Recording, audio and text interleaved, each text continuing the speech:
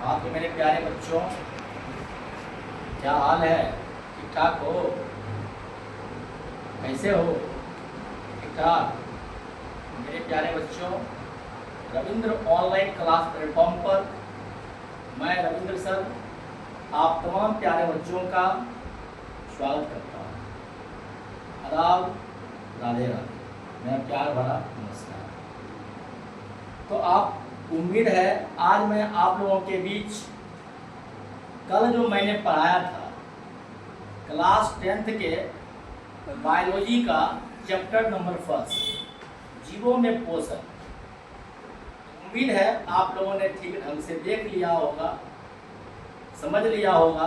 उसी क्लास को मैं प्यारे बच्चों आज आगे बढ़ाने जा रहा हूँ। आज उसी का जीवों में पोषण, क्या जीवों में पोषण, उसका मैं पार्ट 2 आप लोगों के बीच लेकर के आया हूँ, है ना मेरे दोस्त। तो आप जानते हैं मैं क्लास की शुरुआत सब दिन एक प्यारा सा मोटिवेशन के साथ करता हूँ मेरे दोस्त, है ना। आज का भी प्यारा सा मोटिवेशन है। अगर कोई रास्ता आपको डरा रहा है, अगर कोई रास्ता आपको डरा रहा है तो समझ लेना आगे बहुत बड़ी सफलता आपका इंतजार है ना मेरे दोस्त। इसका मतलब क्या?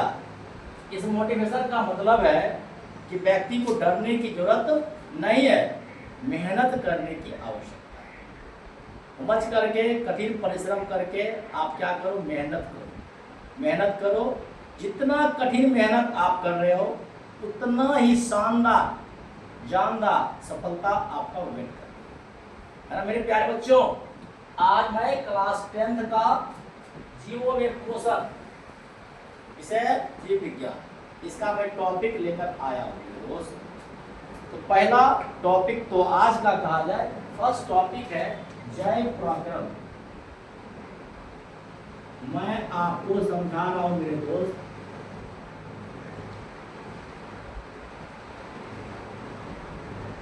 मैं आपको पढ़ाऊंगा जैव प्रक्रम। तो जैव प्रक्रम को इंग्लिश में कहीं मेरे दोस्त तो क्या बोलते हैं? Life process. इंग्लिश में क्या कहेंगे? Life process. तो मैं पहले आप लोगों को लाइफ प्रोसेस समझा देता हूं मेरे भाई। इसके बाद हम लोग टॉपिक बाय टॉपिक धीरे धीरे आगे बढ़ते रहेंगे। तो इसका परिभाषा बहुत ही सरल है, बहुत आसान। आपने एक गीत सुना होगा, बस उस गीत को दिमाग में रखो, परिभाषा याद हो जाएगा। आपने गाना सुना होगा, जिंदा रहने के लिए, है ना, एक मुलाकात जरूरी है सनम। बस वही बात याद रखना।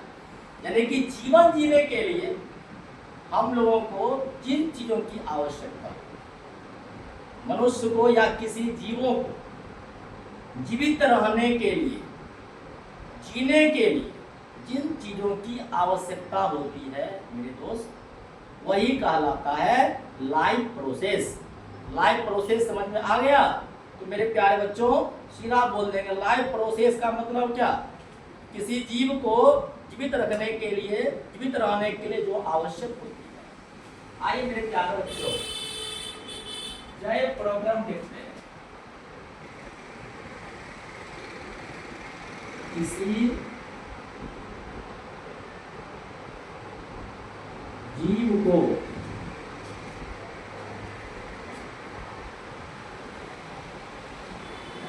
जीवित रहने के लिए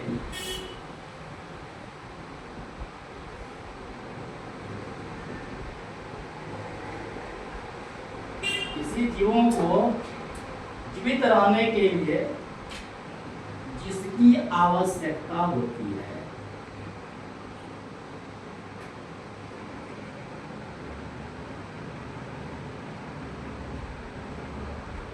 जिसकी आवश्यकता होती है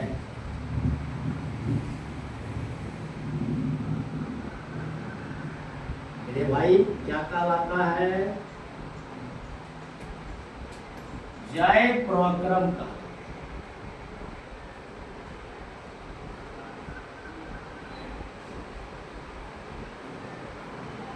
आपसे पूछेगा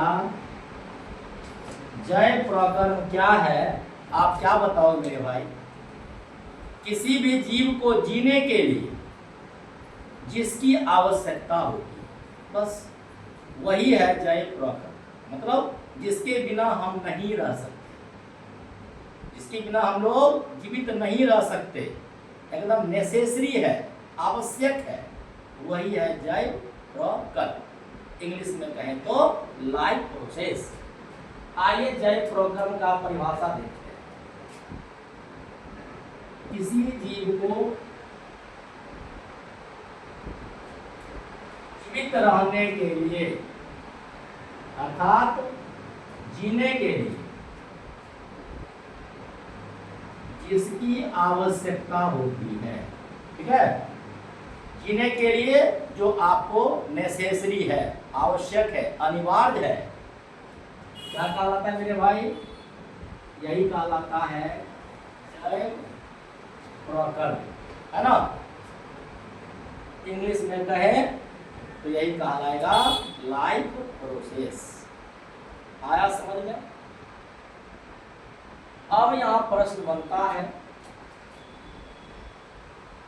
हम लोगों को जीने के लिए क्या चाहिए? क्या चाहिए जीने के लिए? एंड्रॉइड फोन और उसमें नेट डला हुआ, वो नहीं, वो तो स्वाद मौज की बात हो गई। जीने के लिए सबसे ज्यादा इम्पोर्टेंट है मेरे प्यारे पोषण। अगर आपका पोषण नहीं होता है, आप खाना नहीं खाते, तो क्या जी पाओगे? है ना, यही है लाइफ प्रोसेस। अब बताइए, सांस लेना जरूरी है क्या? क्या सांस लिए बिना आप जी सकते हो? बिल्कुल। जैसे ही सांस लेना बंद करोगे मेरे भाई, आप हो जाओगे व्यर्थ, आपकी कहानी समाप्त। क्या परिवहन चाहिए? ट्रांसपोर्टिंग परिवहन अगर ना हो तो एनर्जी, ऊर्जा शरीर के एक भाग से दूसरे भाग में मेरे भाई नहीं पहुंच पाए, है ना। तो ट्रांसपोर्ट भी चाहिए, है ना। इसके बाद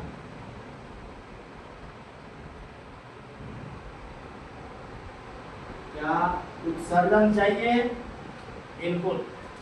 उत्सर्जन का मतलब हमारे शरीर में जो विषैले और हानिकारक पदार्थ बनते हैं, इन पदार्थों का शरीर से बाहर निकल, शरीर से विषैला पदार्थ बाहर निकलना चाहिए ना। तो ये सब क्या मेरे भाई आवश्यक है। पोषण भी आवश्यक है, शोषण भी आवश्यक है, परिवहन भी आवश्यक है, उत्सर्जन भी आवश्यक। यही है हम लोग का लाइफ प्रोसेस। इसके बिना हम लोग नहीं जी सकते। अब इसमें प्रश्न बनता है, सर क्या जन्म को ले सकते हैं? क्या सर जन्म आवश्यक है क्या? जन्म तो आवश्यक है, नो डाउट, जन्म तो बिल्कुल अनिवार्य है।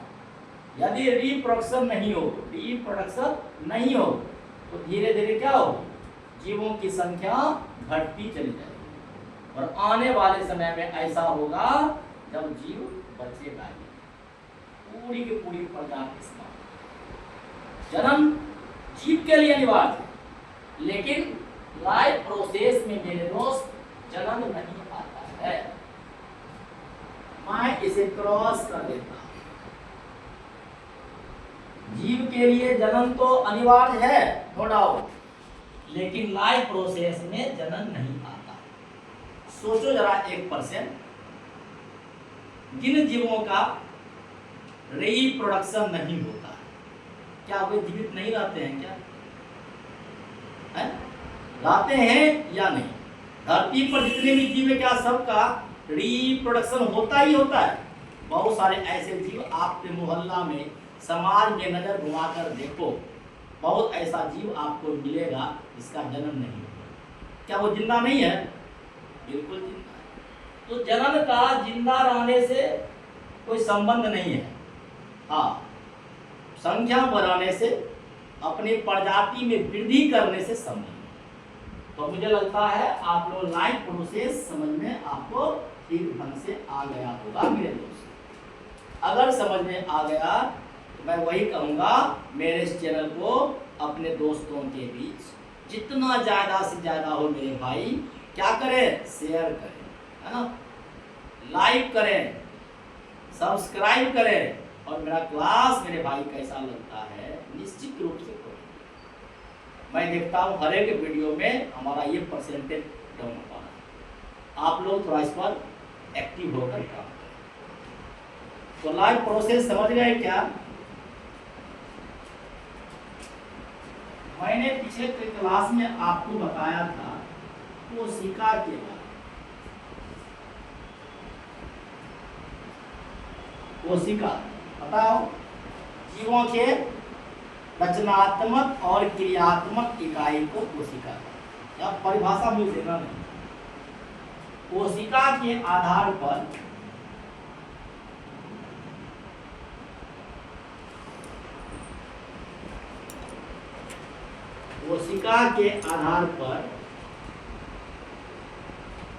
जीव को कितने भाग में बांटते हैं? पूछेगा कोशिका के आधार पर जीव को कितने भाग में बांटते हैं?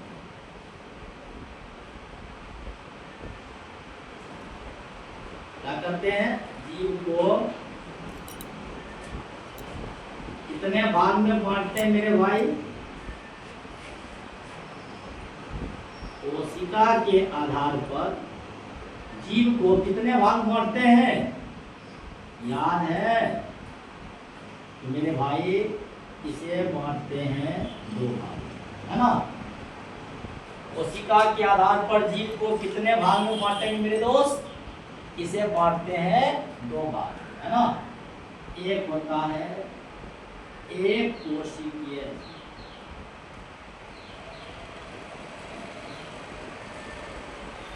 क्या होगा? पहला क्या होगा? एक कोशिकीय, है ना। और दूसरा क्या होगा मेरे दोस्त? बहु कोशिकीय। आया समझ में? कोशिका के आधार पर हम लोग जीव को, कोशिका के आधार पर हम लोग जीव को कितने भाग में बांटते मेरे भाई? तो कोशिका के आधार पर याद रखना है, कोशिका के आधार पर हम लोग जीव को कितने भाग में बांटते हैं? तो जीव को हम लोग दो भागों में बांटते हैं। ठीक, एक आइए, एक कोशिकीय जीव शब्द से स्पष्ट है। एक कोशिकीय माने एक कोशिका, वैसा जीव जिसका संपूर्ण शरीर एक कोशिका से मिलकर बना। अगर एक सेल से मिलकर बना है मेरे भाई तो वह कहलाता है एक कोशिकीय जीव। आया समझ में? एक कोशिका से अगर मिलकर के जीव बनता है तो वो कहलाएगा एक कोशिकीय जीव। मैं इसी बात को लिख देता हूं, देखिए, वैसा जीव जो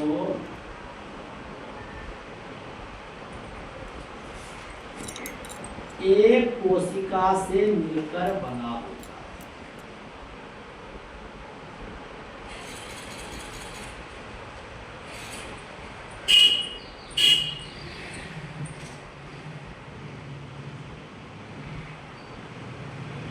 वैसा जीव जो एक कोशिका से मिलकर बना होगा, है ना। अगर एक कोशिका से मिलकर बना होगा मेरे दोस्त तो क्या कहलाएगा? स्पष्ट है, आप कह सकते हो वो कहलाएगा क्या? एक कोशिकीय जीव। आइए समझ में आ गया? जिन जीव का निर्माण एक कोशिका से हुआ हो क्या कहलाएगा? एक कोशिकीय जीव। आइए मेरे प्यारे, इसमें होता है अमीबा। आगे पढ़ने को मिलेगा इसी चैप्टर में अमीबा के बारे में। अमीबा क्या है मेरे भाई? एक कोशिकीय जीव है ना। पैरामीशियम क्या है? पैरामीशियम क्या है? एक कोशिकीय जीव। अब आते हैं, बात करते हैं बैक्टीरिया। तो बैक्टीरिया किसमें आएगा मेरे प्यारे? एक कोशिकीय जीव में आएगा। ठीक है। अब आते हैं ईस्ट। ईस्ट किसमें आएगा मेरे दोस्त? एक कोशिकीय जीव में आएगा। तो मुझे बिल्कुल विश्वास है कि आप एक कोशिकीय जीव ठीक ढंग से समझ गए होंगे, है ना। आइए मेरे प्यारे, अब आते हैं बहुकोशिकीय।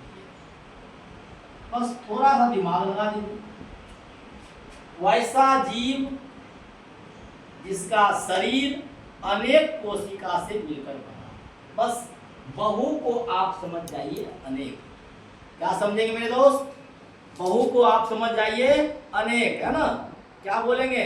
वैसा जीव जिसका निर्माण अनेक कोशिका से मिलकर हुआ हो, है ना।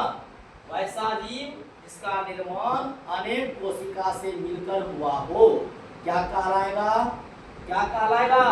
बहुकोशिकीय जीव। मेरे साथ साथ हल्का हल्का बोलते जाए, पूरा चैप्टर उड़ जाएगा।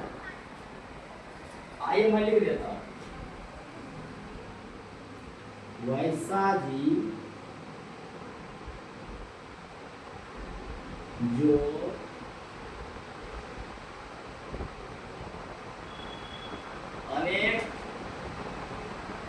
वैसा जीव जो अनेक कोशिका से मिलकर बना।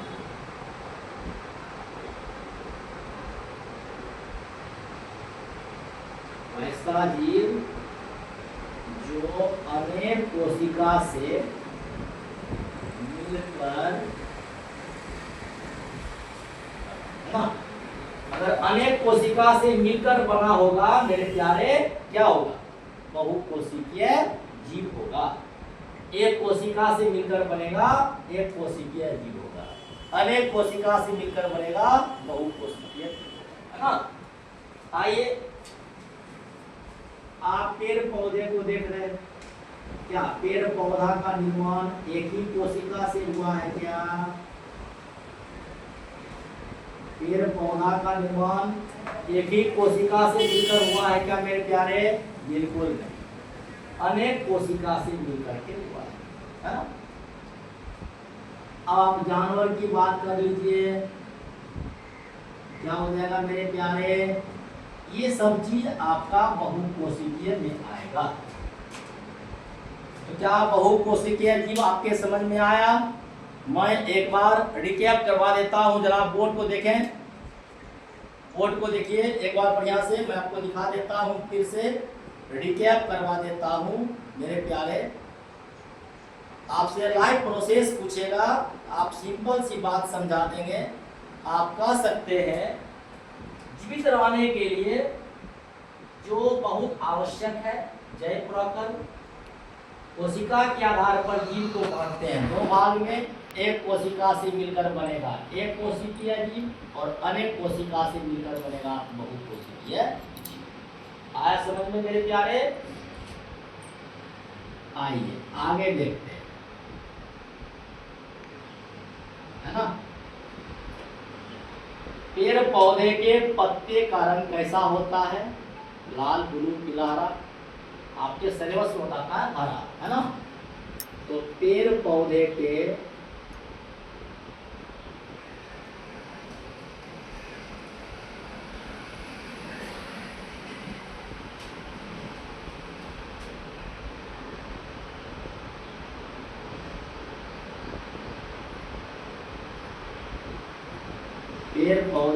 पत्ते का रंग हरा क्यों होता है?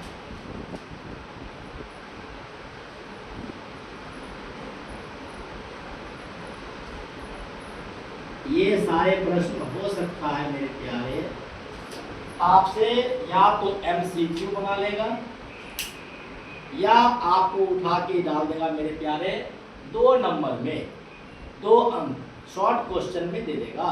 पेड़ पौधे के पत्ते का रंग हरा क्यों होता है?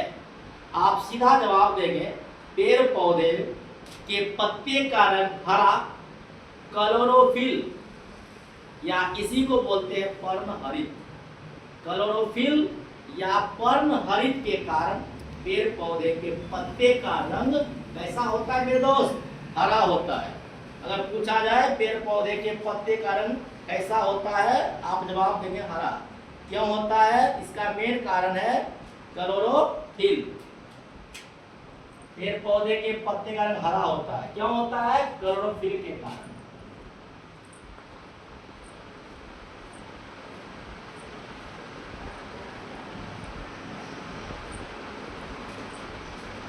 पेड़ पौधे के पत्ते का रंग हरा क्यों होता है? क्लोरोफिल के कारण पेड़ पौधे के पत्ते का रंग हरा होता है ना। अब यहाँ से क्वेश्चन बनाएगा कि क्लोरोफिल कहाँ पाया जाता है मेरे प्यारे। आप सीधा जवाब देंगे कि क्लोरोफिल कहाँ पाया जाता है। ये क्लोरोप्लास्ट में पाया जाता है। ये कहाँ पाया जाता है जी? क्लोरोफिल। पूछेगा ये क्लोरोफिल कहाँ पाया जाता है, सीधा जवाब देंगे क्लोरोप्लास्ट। देखिए पेड़ पौधे के पत्ते का रंग कैसा होता है मेरे दोस्त? हरा। क्यों होता है? क्लोरोफिल। इसी का एक और नाम है पर्णहरित।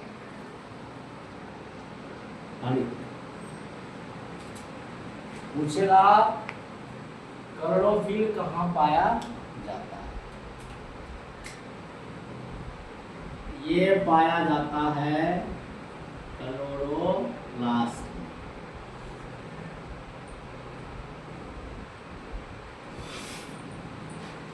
क्लोरोफिल कहाँ पाया जाता है मेरे प्यारे? क्लोरोफिल पाया जाता है क्लोरोप्लास्ट में। समझ में आ रहा है आसानी से? किसी प्रकार का कोई दिक्कत? पेड़ पौधे के पत्ते का रंग आपसे पूछेगा कैसा होता है, आप आसानी से जवाब दे देंगे पेड़ पौधे के पत्ते का रंग मेरे दोस्त कैसा होता है? हरा। किस कारण से? क्लोरोफिल के कारण। क्लोरोफिल कहाँ पाया जाता है? क्लोरोप्लास्ट। आया समझ में? आइए आगे देखते हैं। पोषण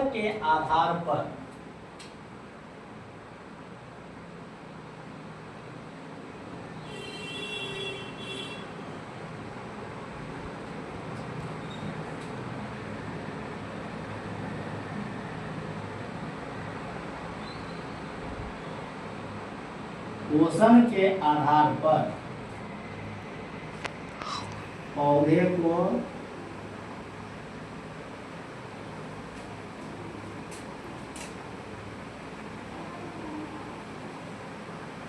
पोषण के आधार पर पौधे को कितने भाग में बांटा जाता है?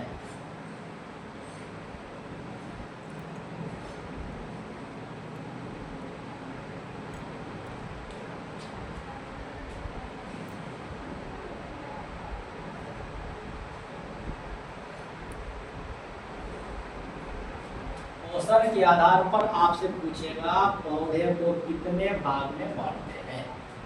तो आप यहाँ से कहीं कंफ्यूज नहीं करेंगे, सीधा जवाब देंगे पोषण के आधार पर हम लोग पौधे को क्या करते हैं मेरे दोस्त? 2 भाग में बांटते हैं।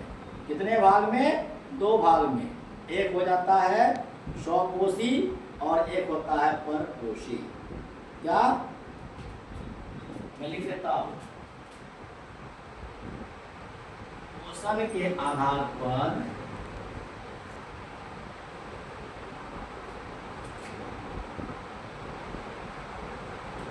आपसे पूछेगा, पोषण के आधार पर पूछेगा कि पौधे को कितने भाग में बांटा जाता है मेरे दोस्त। तो आप सीधा कह सकते हैं इसे 2 भाग में बांटते हैं, स्वपोषी और परपोषी।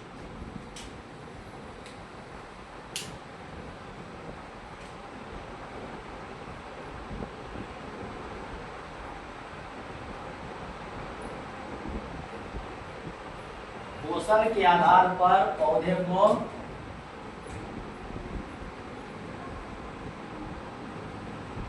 दो भाग में बांटते हैं। कितने भाग में बांटते हैं मेरे दोस्त?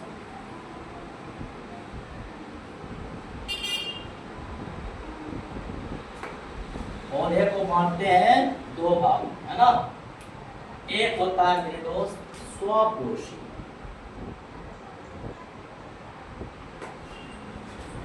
एक क्या होगा? स्वपोषी, और दूसरा होगा परपोषी, है ना। पोषण के आधार पर हम लोग पौधे को कितने भाग में बांटेंगे मेरे भाई? तो इसे हम लोग बांटते हैं दो भाग में, एक हो जाएगा स्वपोषी, एक हो जाएगा परपोषी। तो सीधा जवाब देंगे स्वपोषी और परपोषी। स्वपोषी क्या है? वैसा पौधा जो अपना भोजन स्वयं बनाता है। स्वपोषी, स्व माने खुद, पोषी माने भोजन, है ना। वैसा पौधा जो अपना भोजन क्या करता है? स्वयं बनाता है। भोजन स्वयं बनाएगा, स्वपोषी। और भोजन के लिए दूसरे पर निर्भर होगा तो परपोषी। स्वपोषी और परपोषी समझ लिए क्या? आइए देखिए,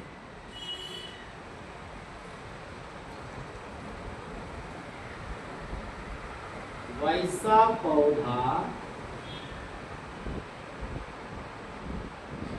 जो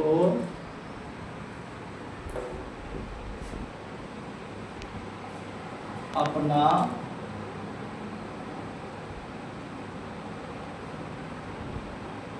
भोजन स्वयं बनाता। अगर भोजन स्वयं बनाएगा मेरे प्यारे तो स्वपोषी, है ना। जितने भी पेड़ पौधे हैं वह सब के सब, यानी कि पेड़ पौधा जो है मेरे दोस्त, या अपना भोजन स्वयं बनाता है। ये भोजन के लिए दूसरे पर निर्भर नहीं करता। यह हो गया स्वपोषी। क्लियर? अब इसी को थोड़ा पलट देंगे, हो जाएगा परपोषी।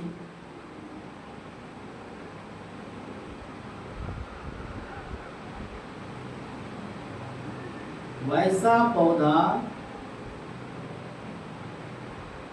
जो भोजन के लिए दूसरे पर निर्भर,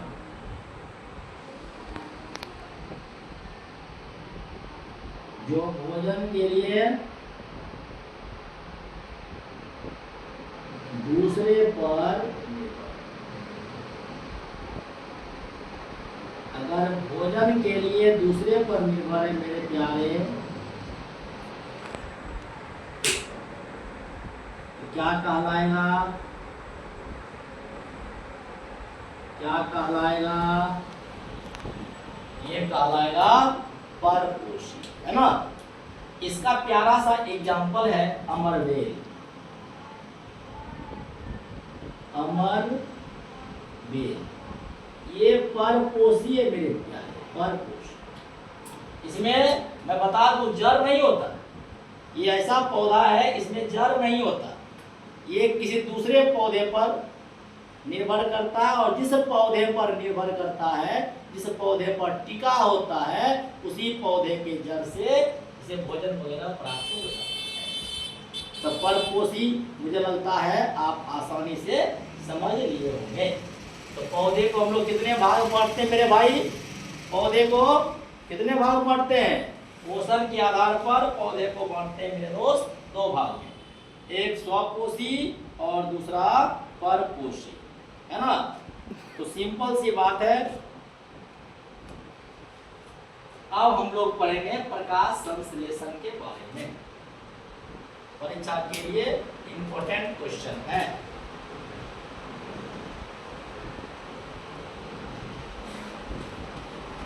पूछेगा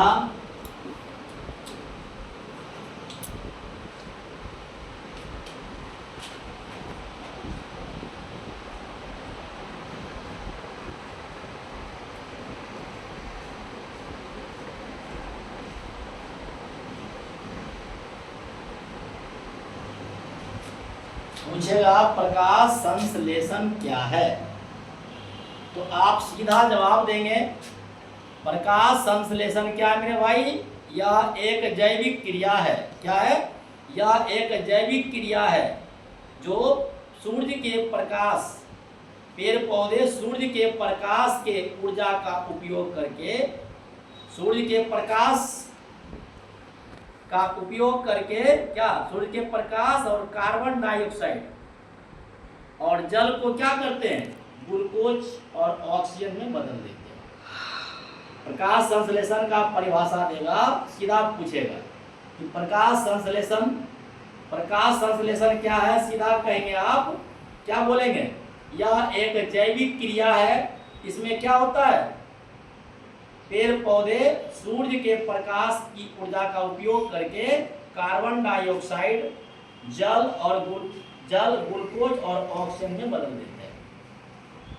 तो सूर्य के प्रकाश का उपयोग करके क्या होगा मेरे दोस्त, सूर्य के प्रकाश का उपयोग करके कार्बन डाइऑक्साइड, जल और ग्लूकोज, कार्बन डाइऑक्साइड, जल, ठीक है, इसके बाद क्या, कार्बन डाइऑक्साइड हो गया, जल हो गया, फिर ऑक्सीजन हो गया और ग्लूकोज हो गया, इस सबों में बदल देते हैं। क्या कहलाता है, प्रकाश संश्लेषण। परीक्षा में पूछा जाए कि प्रकाश संश्लेषण क्या है, समझा देंगे प्यार से, क्या कहेंगे, प्रकाश संश्लेषण यह एक जैविक क्रिया। क्या है, जैविक क्रिया। जैविक क्रिया का मतलब क्या होता है, जो कि जीवों में होता है। जीवों में होने वाले क्रिया को क्या कहेंगे, हम लोग प्रकाश संश्लेषण के नाम से जानते हैं। तो कहता है कि जीवों में जो क्रिया होता है वह जैविक क्रिया कहलाता है ना। तो यह एक जैविक क्रिया है, इसमें सूर्य के प्रकाश का उपयोग करके, किसका उपयोग करना मेरे दोस्त, सूर्य के प्रकाश का उपयोग करेगा और उपयोग करने के बाद क्या होगा, कार्बन डाइऑक्साइड और जल को ग्लूकोज और ऑक्सीजन में बदल देते हैं। सूर्य के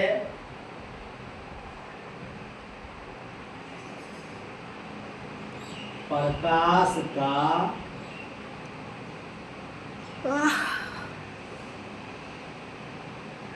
उपयोग करके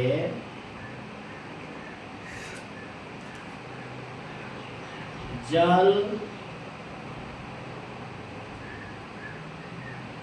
कार्बन डाइऑक्साइड,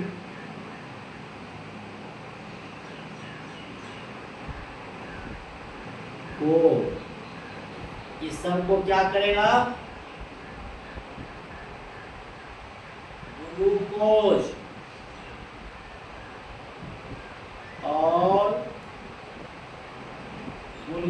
और ऑक्सीजन में बदल देगा।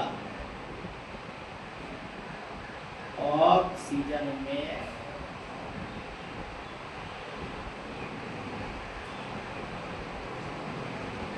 बदल देते हैं, है ना।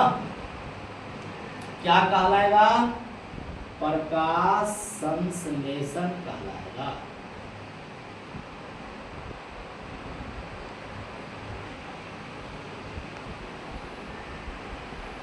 अगर आपसे प्रकाश संश्लेषण का परिभाषा पूछे तो संभव है क्या, एक बार फिर हम लोग फ्रेश देखते हैं। प्रकाश संश्लेषण यह एक जैविक क्रिया है। इसमें क्या होता है, सूर्य के प्रकाश का उपयोग किया जाता है और जल, कार्बन डाइऑक्साइड, पानी और CO2 गैस को ग्लूकोज और ऑक्सीजन में बदल देते हैं। यही प्रोसेस कहलाता है क्या, प्रकाश संश्लेषण। आइए देखते हैं। यह एक जैविक क्रिया है। इसमें क्या होता है, सूर्य के प्रकाश का उपयोग करके जल, कार्बन डाइऑक्साइड को ग्लूकोज और ऑक्सीजन में बदल देते हैं। क्या कहलाएगा? प्रकाश संश्लेषण कहलाता है। प्रकाश संश्लेषण मेरे प्यारे समझ में आ गया? बढ़िया से आ गया। एक आध बार मैं देखा हूं परीक्षा में क्वेश्चन दे देता है मेरे प्यारे, प्रकाश संश्लेषण का रासायनिक समीकरण लिखें। तो मैं इसका जरा समीकरण लिखने जा रहा हूं, ध्यान देंगे।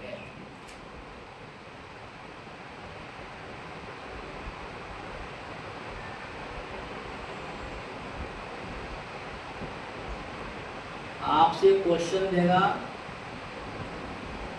प्रकाश संश्लेषण का रासायनिक समीकरण लिखें, तो सीधा पहले तो आप क्या लिखेंगे? Carbon dioxide. क्या? कार्बन डाइऑक्साइड, है ना। कार्बन डाइऑक्साइड के बाद क्या हो जाएगा मेरे प्यारे? जल हो जाएगा। क्या हो जाएगा? कार्बन डाइऑक्साइड और जल। यहां चाहिए क्या मेरे प्यारे? सूर्य का प्रकाश। बिना सूर्य के प्रकाश का कुछ यहाँ पे होगा ही। और क्या? क्लोरो, ऐसा होगा तो क्या बनेगा मेरे प्यारे?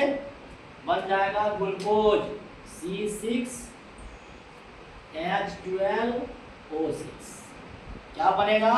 C6H12O6 बन जाएगा और यहाँ पर डिस्चार्ज होगा ऑक्सीजन। क्या हो जाएगा मेरे प्यारे? ऑक्सीजन। और याद रखेंगे साथ में जल। अगर आपसे क्वेश्चन दे रासायनिक समीकरण का, ये प्रकाश संश्लेषण का रासायनिक समीकरण लिखें, एक बार फिर से मेरे प्यारे देखेंगे। इसका रासायनिक समीकरण है कार्बन डाइऑक्साइड, ये रहा आपका जल, है ना।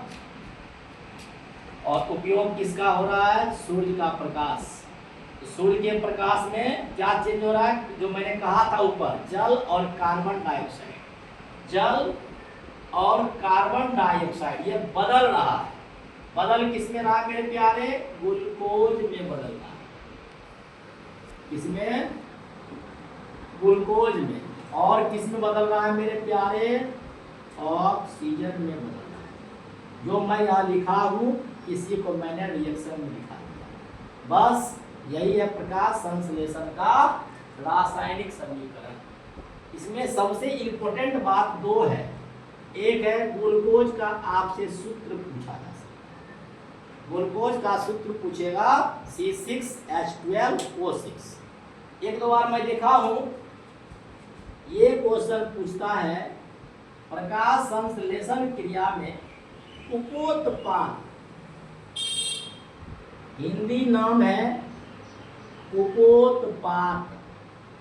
उपोत्पाद बड़ा डिफिकल्ट नाम है, इसी को इंग्लिश में कहेंगे मेरे प्यारे बाय प्रोडक्ट। या तो आप उपोत्पाद याद रख लो या आप बाय प्रोडक्ट याद रख लो। मुझे लगता है कि हिंदी नाम डिफिकल्ट है, इसका इंग्लिश नेम ही इजी है। तो प्रकाश संश्लेषण क्रिया में बाय प्रोडक्ट के रूप में क्या प्राप्त होता है? आपसे पूछेगा बाय प्रोडक्ट के रूप में क्या मिलता है? आप कहेंगे ऑक्सीजन। क्या कहेंगे? ऑक्सीजन। समझ में आ रहा है? तो छोटा छोटा पॉइंट है, मैं थोड़ा फास्ट रिपीट देता हूं। पहला प्रकाश संश्लेषी अंग पूछेगा। प्रकाश संश्लेषी अंग किसे कहते हैं? आपसे पूछेगा प्रकाश संश्लेषी अंग क्या है? तो पेड़ पौधे में जो पत्ता होता है मेरे भाई, पत्ता, तो पत्ता को ही कहेंगे हम लोग प्रकाश संश्लेषी अंग। प्रकाश संश्लेषी अंग कहेगा, आप सीधा जवाब देंगे पत्तियों।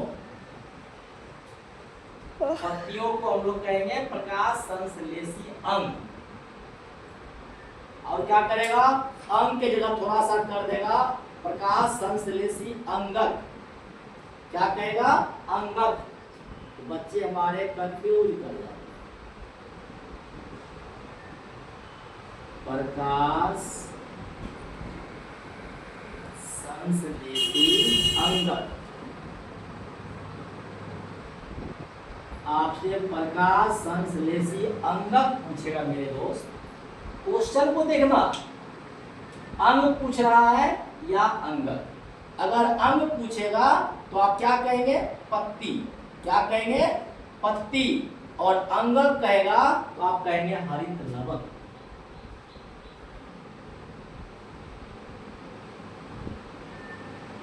अंग में पत्ती और अंगक में हरित लवक।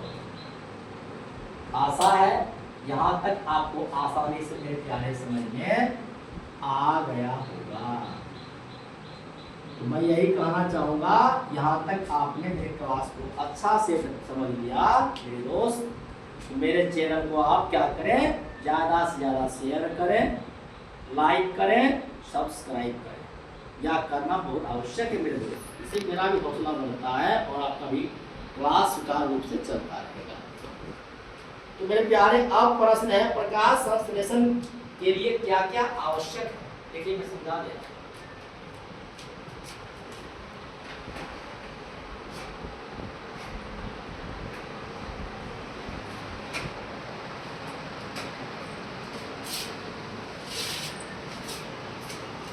प्रकाश संश्लेषण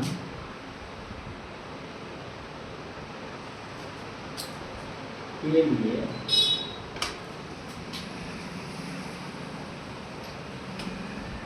क्या आवश्यक है।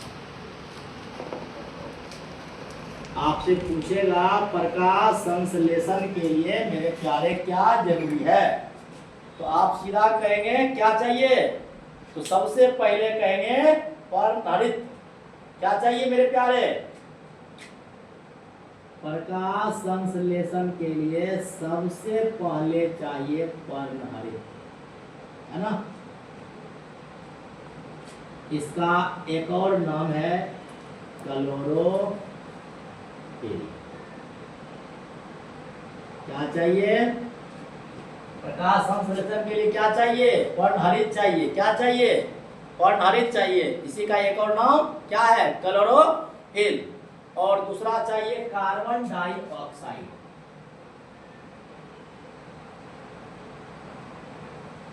Carbon dioxide.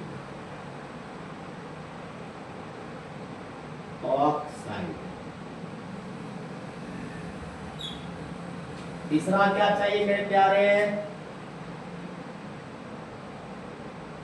जल चाहिए। और चौथा सूर्य का प्रकाश। आपसे पूछेगा प्रकाश संश्लेषण के लिए क्या क्या चाहिए मेरे प्यारे, तो मैं एक बार फटाफट बता देता हूं। सबसे पहले पर्णहरित, इसके बाद कार्बन डाइऑक्साइड, इसके बाद जल, इसके बाद सूर्य का प्रकाश। ये सब कुछ चाहिए हम लोगों के लिए। क्या, हम लोगों के लिए नहीं, पेड़ पौधे के लिए प्रकाश संश्लेषण क्रिया के लिए। एक छोटा सा पॉइंट है स्टोमाटा, इसको बोलते हैं हिंदी में छिद्र, इंग्लिश में कहेंगे एस्टोमाटा। आपसे एस्टोमाटा पूछेगा, सीधा कहेंगे पेड़ पौधे के पत्ते में छेद होते हैं, छिद्र होते हैं, छिद्र। पेड़ पौधे के पत्ते में छिद्र होते हैं, वही छिद्र कहलाता है स्टोमाटा। मैं लिख देता हूं, पेड़ पौधे के पत्ती में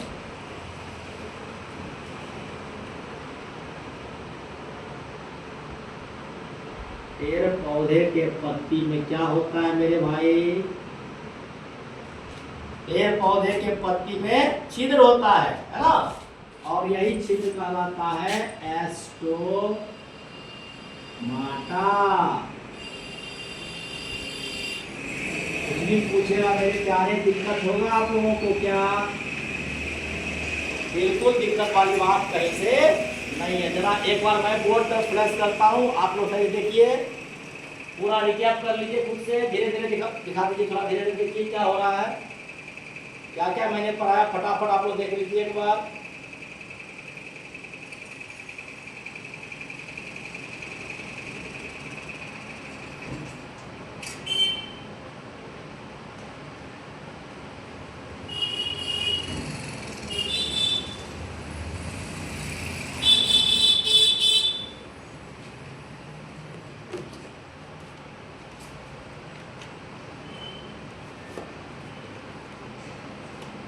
आइए अब चलते हैं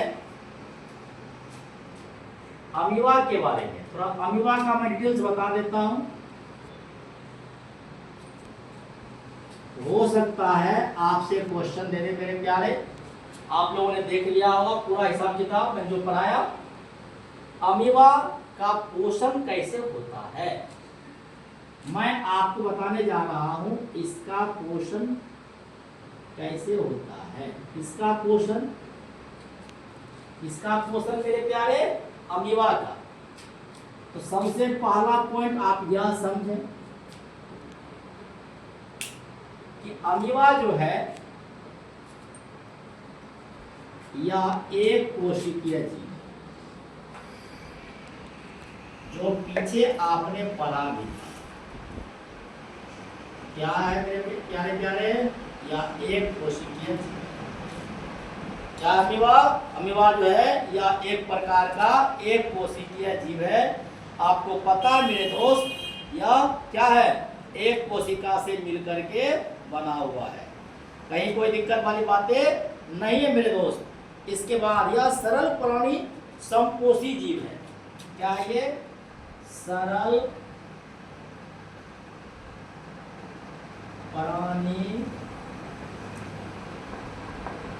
समपोषी जीव। और आपने कल तो पढ़ाई का जो टॉपिक है ना अमीबा। अब मैं बताऊंगा क्या है, देख लिया आपने। अब आप देखो अमीबा का भोजन क्या हो। अमीबा जो है मेरे प्यारे क्या खाता है मैं वह बता रहा हूं। ये शैवाल के छोटे छोटे टुकड़े क्या खाता है मेरे प्यारे, शैवाल के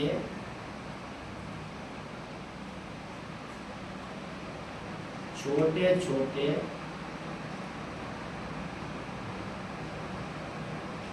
टुकड़े, है ना, ये खाता है। इसके अलावा ये बैक्टीरिया वगैरह भी खाता है। ये बैक्टीरिया को खाता है ना। अब प्रश्न क्या देख लिया आपने, एक कोशिकीय जीव है या फिर सरल प्राणी समपोषी जीव। क्या खाता है? शैवाल के छोटे छोटे टुकड़े को खाता है और बैक्टीरिया को खाता है। अब हम लोग देखते हैं अमीबा में पोषण जो है किस विधि से होता है। मैं सब समझाऊंगा। अमीबा का जो पोषण होता है मेरे प्यारे उत्पाद विधि से होता है।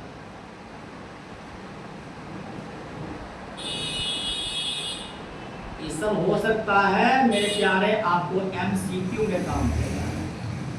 अमीबा का पोषण कैसे होता है, क्या कहेंगे, उत्पाद विधि के द्वारा होता है। अब मैं बताने जा रहा हूं इसका भोजन कितने, अमीबा का जो है पोषण कितने चरण में पूरा होता है। आपसे चरण पूछेगा मेरे दोस्त, आप बोल देना 5।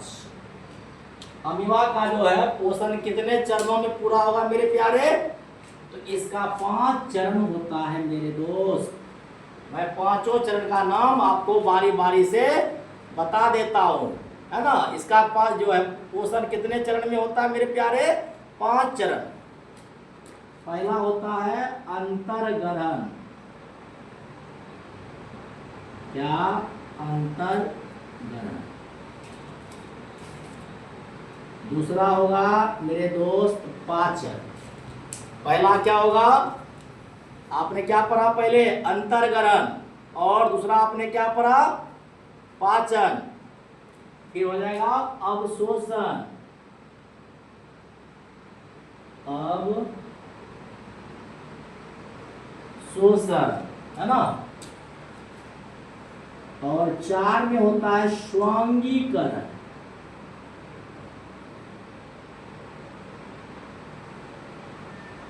है ना? पहला क्या था? अंतर्ग्रहण। क्या था पहला? अंतर्ग्रहण। दूसरा क्या कहेंगे मेरे दोस्त? पाचन। और तीसरा कहेंगे, क्या कहेंगे? अवशोषण, स्वांगीकरण। और पांचवा कह सकते हैं बहिष्करण। बहिष्करण। अमीबा का जो पाचन होता है मेरे प्यारे, कितने तरह से होता है? तो निश्चित तौर पर हम लोग कह सकते हैं इसका होता है पांच चरण में अमीबा का पोषण होता है मेरे प्यारे। अब अंतर्ग्रहण में क्या होता है? नाम है अंतर्ग्रहण। इस प्रोसेस में क्या होता है? देखिए थोड़ा ध्यान दीजिए मेरे तरफ बोर्ड पर। मान लो ये रहा भोजन, है ना? अमीबा के नजदीक जब भोजन आता है, ये भोजन के चारों तरफ से फुटपाथ का निर्माण करता है। करते करते इसका अगला सिरा और पिछला सिरा दोनों जुड़ जाता है। जुड़ जाने से भोजन कहाँ जाता है मेरे प्यारे? इसका भोजन जाता है, भोजन रसधानी में चला जाता है। रसधानी में क्या होता है? एंजाइम, जहाँ इसका पाचन हो जाता है। तो पाचन होने के बाद इसका अवशोषण हुआ, एनर्जी मिल गया, और जो शेष बच गया वो शरीर के किसी भी भाग में अस्थायी छिद्र होता है और शरीर से बाहर निकल जाता है। मैं शॉर्ट में फिर समझा देता हूँ। अमीबा क्या है? एक कोशिकीय जीव या एक सरल प्राणी समपोषी जीव भी है। ये शैवाल के छोटे छोटे टुकड़े को खाता है।